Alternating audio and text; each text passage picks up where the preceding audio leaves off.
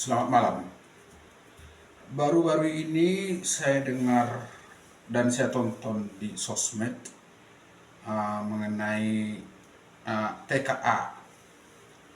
Ini namanya sosmed lah ya, saya dengar aja gitu. Dia bilang gini, ada pelajaran tertentu tidak begitu bagus gitu katanya. Ah, saya pikir itu ya bisa terjadi lah, namanya kalau tes itu sama dengan kompetisi kan. Jadi kalau menghadapi seperti gini, kita harus pakai mindset. Ah, kalau dia berbicara dengan fixed mindset, dia bilang gini, saya kurang mampu. Gitu. Itulah contohnya kan, ada tidak bagus dia punya statementnya. Tapi kalau growth mindset, kalau kegagalan itu dia bilang, kalau menurut Carol Dweck, itu seorang ahli psikologi dari Stanford University, kalau bilang kegagalan itu jalan untuk menuju berkembang katanya. Dan ada juga dia bilang itu kegagalan itu adalah proses dari kehidupan. Tapi nggak apa-apa saya rasa ya kalau soal itu. Memang kalau bicara tes, memang itu adalah membuat peserta didik, dan saya juga pernah mengalami untuk belajar. Kalau menurut saya tes itu seorang kompetisi seperti pertandingan ya, kompetisi ya. Jadi kita harus mempersiapkan diri kita.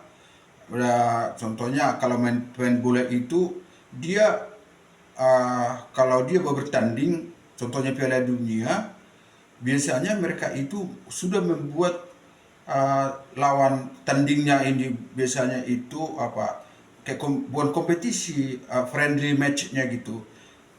Kira-kira siapa contohnya yang hampir-hampir mirip. Saya rasa itu juga ya untuk mengenai menghadapi tes itu gitu. Kita harus sering-sering menghadapinya gitu, dan seluruh stakeholder umpamanya itu dari pendidikan itu harus menyadari bahwa untuk menghadapi tes seperti gitu, seperti TK itu, kita harus lebih mempersiapkan. Kita ngambil positifnya aja lah ya. Oke. Mana tahu para peserta didik kelas 12 TKA-nya nggak bagus, berpikir positif. Oh, saya harus lebih banyak belajar. Dan kan masih ada kan UTBK. Saya harus mempersiapkan UTBK. Soalan kemarin itu saya bahas lagi kayak gitu. Jadi tetap kita berpikir positif ke depan. Dalam hidup ini kita harus berpikir namanya itu growth mindset. Berkembang terus kita. Mau pertanyaannya gini, apa yang saya perbuat supaya saya lebih bagus? Kita harus bertanya seperti gitu.